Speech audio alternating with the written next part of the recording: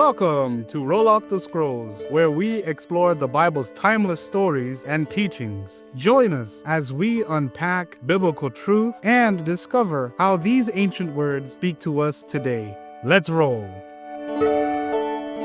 The four Gospels. We are looking at the four Gospels of the New Testament. What we know as the four Gospels, we know them as Matthew, Mark, Luke, and John. But what are the four Gospels? The four Gospels are these four biographies or testimonies of the life and death and burial and resurrection of Jesus. So these four Gospels are giving an outline of Jesus's life. But what does gospel even mean, Abby? Gospel, the word gospel in Greek is euangelion, and that's a combination of two different words. One word, eu, meaning good, and angelion, meaning sent or messenger. So it's basically the concept of bringing something that is good or bearing good news. We like to see the gospel meaning good news. Amen to that. So we have these four biographies, these four documents, which detail the good news that is going to be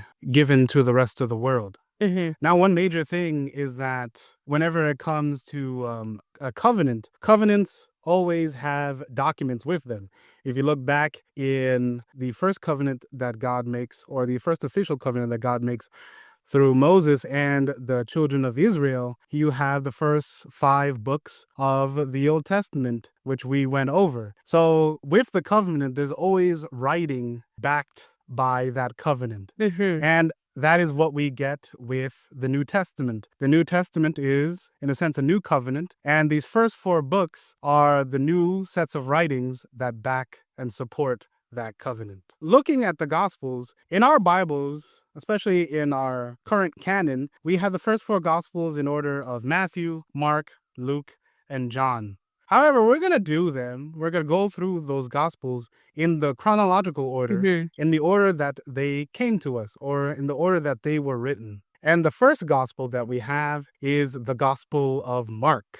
Now, the Gospel of Mark was traditionally written by a man named John Mark. We don't see him in the Gospels. We do see him later in the book of Acts. Right. So the Gospel of Mark, this is written by John Mark, and John Mark was a follower of the Apostle Peter. So this book, in reality, can be understood as a book written from the perspective of Peter, since this was his student. Somebody who would learn under a rabbi or a teacher would be very similar to those beliefs and teachings. They would have the same mindset, the same perspective. So the Gospel of Mark really reflects the theology and perspectives of Peter. And this is very influenced by Peter's preaching style, his teaching style, and that you see this within the book of Mark. And we can try to figure out what Mark is trying to get across in his gospel by looking at the different details in the book of Mark. And it seems that Mark is writing this gospel to depict Jesus as the suffering servant, Son of God. Jesus is coming here to suffer and to die for the sake of his people. And one common thing that you kind of see in the Gospels is, or in the Gospel of Mark specifically, is the use of these different words like quickly and immediately in between the different stories that are in the Gospel of Mark. And it seems like Mark is trying to quickly get the reader to the main point of his gospel, that is the death of Jesus. And Jesus and his atoning work is the central point of Mark's gospel. Right, so it's a quicker, short pace, fast paced type of reading style. That word immediately in Greek is euthus, and that one is repeated multiple times throughout the entire book. And Mark, with his gospel, he's mostly, well, at the current time that he's in, he's living in Rome during or after the Neroan persecutions. So during this time period, there's a lot of persecution of Christians. There's a lot of persecution of Jews, especially since the Roman Empire is trying to crush a rebellion that is going on in Judea at the time. So history does play a factor for Mark. Mhm. So Mark writing this around the year 65, this is around the time that Peter is about to be murdered and crucified upside down. It's around the same time that Paul is also being killed in Rome. So the time period and the place in which he's writing this is very tumultuous. So it seems that Mark is trying to get the gospel straight away to the main point. Absolutely. The main purpose that Mark takes in his writing here, it's interesting to get to the core meaning of what he's writing. His why, or his primary purpose, this is to encourage believers facing that kind of suffering that they're dealing with at that point, with the persecution and with Nero doing what he's doing to the church at that point. He points to Jesus himself becoming a suffering servant with this motif of taking up the cross and following after Jesus, and also emphasizing on Jesus's crucifixion and his resurrection. And it's beautiful because the book of Mark proclaims Jesus as the Son of God, even amidst everything that's happening, even amidst the rejection there and the death of Jesus, because it offers hope and understanding that God does have a plan in the middle of all this. He has a plan of redemption. That gets to our next gospel in the chronological order. We get to the Gospel of Matthew. So Matthew, we know him as also as Matthew Levi. He is a tax collector, and he is primarily writing this gospel to a Jewish audience. So the whole point of Matthew, if you look through the book of Matthew, Matthew in the first chapters starts with a genealogy. And in the genealogy, he starts with Abraham going down to the 12 sons, which become the 12 tribes. Then he links Jesus to David and then all the kings. Even if you look in the different sets of list of people that Matthew writes down in the genealogy, if you look at the number from Abraham to David, it's about 14.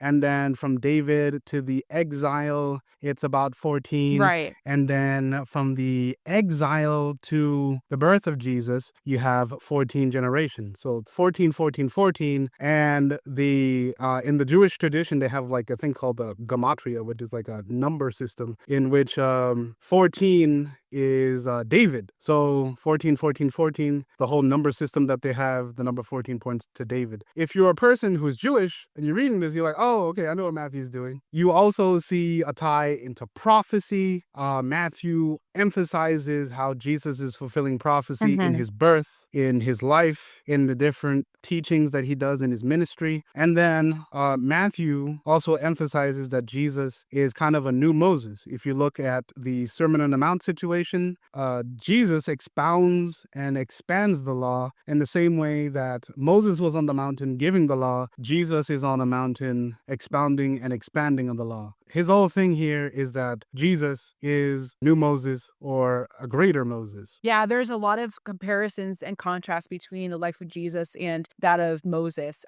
Jesus becoming the fulfillment of the law, and Moses presenting the law in the book of Exodus. So it's really beautiful that we see this comparison, almost like a type and antitype situation happening again. So with that, Matthew is writing his gospel around the year 75 to the year 80. This is important because this is after the temple in Jerusalem is destroyed in AD 70. So this kind of lines up with why Moses is writing his gospel. He's writing his gospel primarily to speak to this Jewish audience and to tell them, like, hey, this Jesus is the fulfillment of everything in Judaism. But Judaism has failed in the sense that we've lost the temple, everything is destroyed, everyone is scattered. But with Jesus, Jesus is the fulfillment of the law. He's the fulfillment of everything in the Old Testament. So we can look to Jesus now and not be worried about Judaism being destroyed, because Jesus is ultimately Judaism fulfilled. So what do we see in the Gospel of Luke, Abby? The Gospel of Luke is interesting because this particular gospel is written by a doctor, physician, So he was very well educated. He would have known many different things, but he was also a follower of Jesus. And it's really interesting because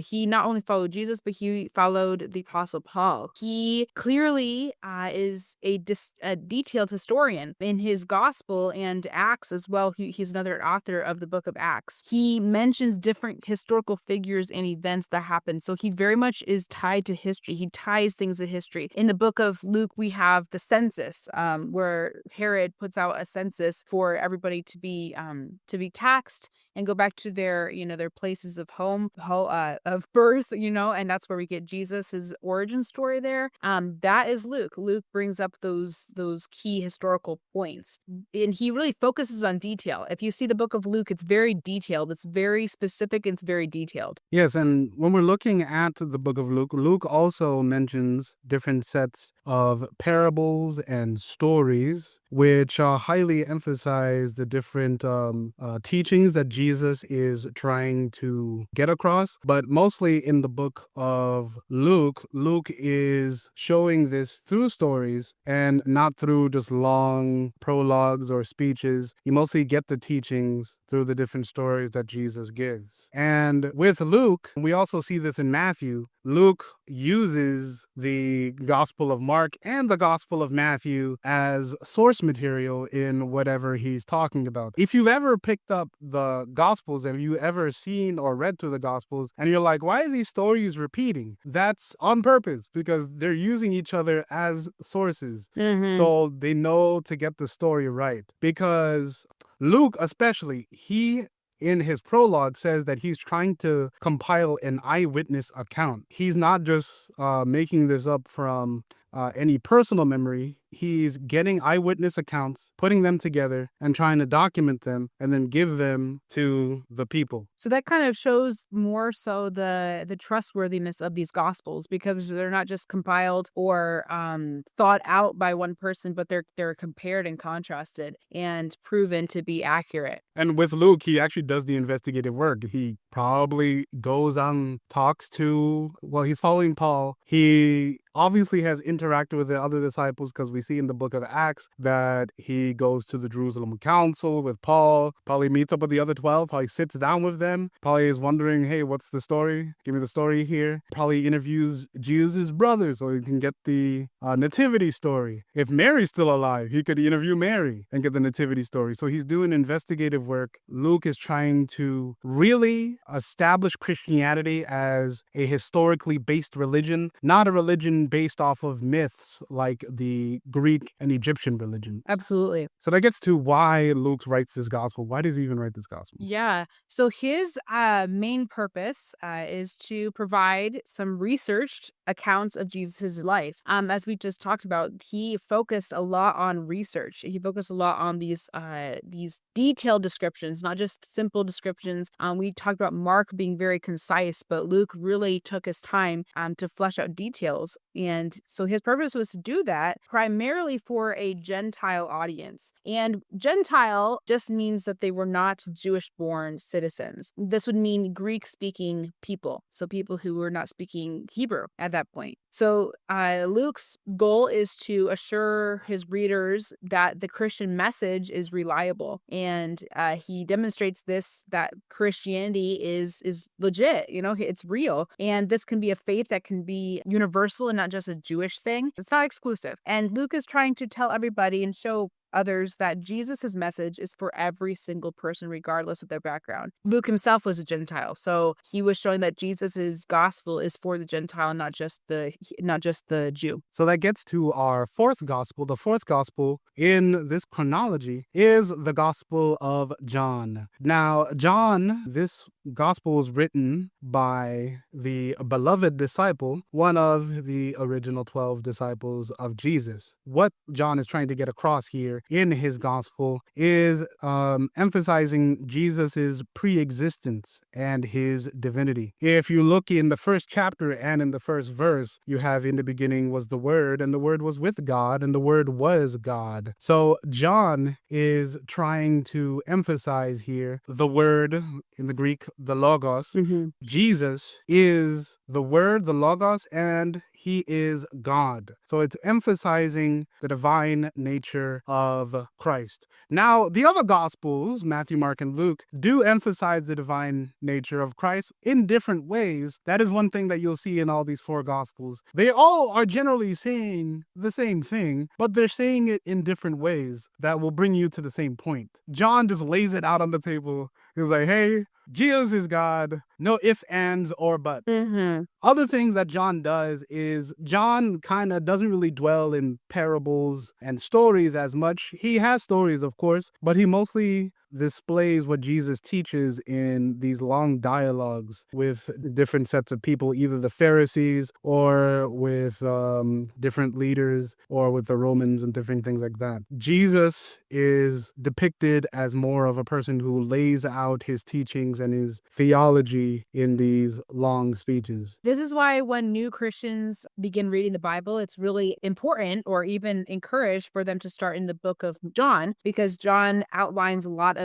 theology that is very essential to the Christian faith. So when we're looking at the book of John, John does go through some parables, but his main purpose is to emphasize the divinity of Christ and to lay out major theological concepts. The Gospel of John is written around the year 90, so it is the last gospel. Some scholars try to say that since it is a later gospel and it heavily emphasizes the divinity of Jesus, that the divinity of Jesus is a later development in Christianity. But of course, we can see in the other gospels, the divinity of Jesus is laid out differently. That's why it's important for us to understand these four gospels make themselves even more reliable because they're coming from four different perspectives. So you know it's authentic because it is not just one uniform work, but it lays out the same teaching all throughout. 100%. What is the whole point of John's gospel? Why is he writing this? He has this statement in John 20, verse 31. It reads, that you may believe that Jesus is the Christ, the Son of God, and that by believing you may have life in his name. So that's really his purpose there. He's aiming to deepen the faith of the believers. He's aiming to evangelize non-believers. And he's also aiming to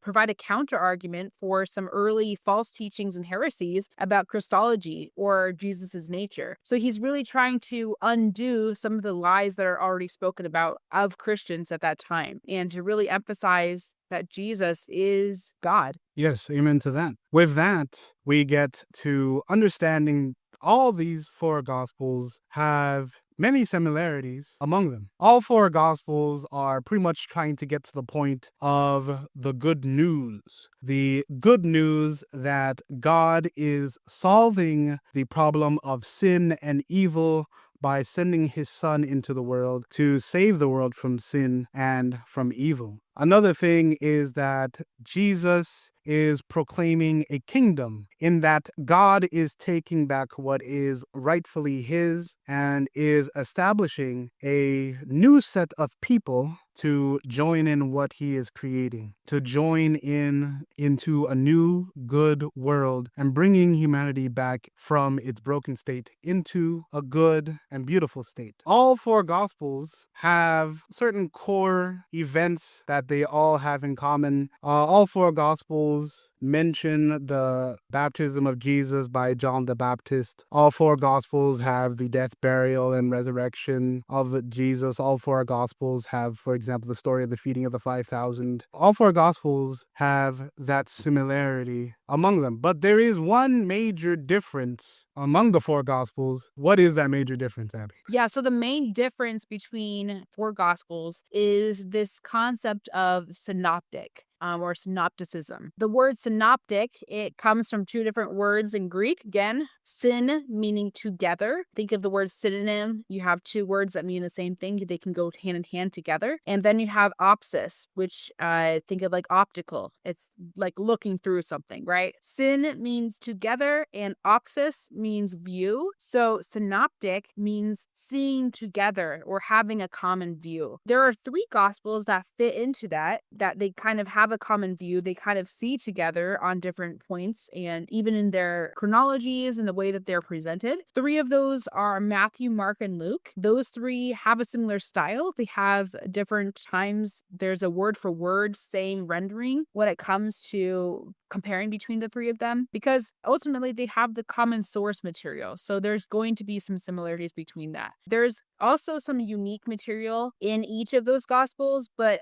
there's a lot of similarities between Matthew, Mark, and Luke. If you look into John, though, John is our non-synoptic gospel, and so it's going to be a little bit different than the three. And if we're looking for the Gospels, the common material that they have, again, because they're using the same source, but of course they have different emphases on different things like we spoke about before. These four Gospels are trying to get the story straight when it comes to the life, death, and resurrection of Jesus, but they're also trying to present the gospel in a particular style and way. Another difference that we might see in the four gospels is the resurrection narrative. The resurrection, as we know, is Jesus, of course, dies and then is buried, but then is resurrected on the first day of the week. That is what they all have in common. However, they may differ in their different ways that they present what happened. Some gospels might have two women, some gospels might have one, some gospels might have three or four. One gospel might have two angels, while another gospel just has one. One gospel says Jesus said appeared here, and another gospel says that he appeared somewhere else. The resurrection narrative in the different gospels will be different. However, what they do have in common is that Jesus rose from the dead.